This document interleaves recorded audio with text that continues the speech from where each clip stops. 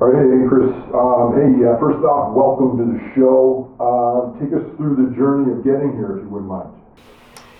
I'm just here so I don't get fired. Okay, you want to elaborate on that at all? I'm just here so I don't get fired. Okay, so now that you're here, what do you think you can contribute to the group? I'm just here so I don't get fired. Okay, I see the trend. Well, let me ask you this, Chris. So there's been lots of talk about leads going to the veterans and not the new guys like yourself. How do you feel about it? I'm just here so I don't get fired. All right, well, maybe this is something you can answer. So where do you see yourself finishing at the end of the fiscal year?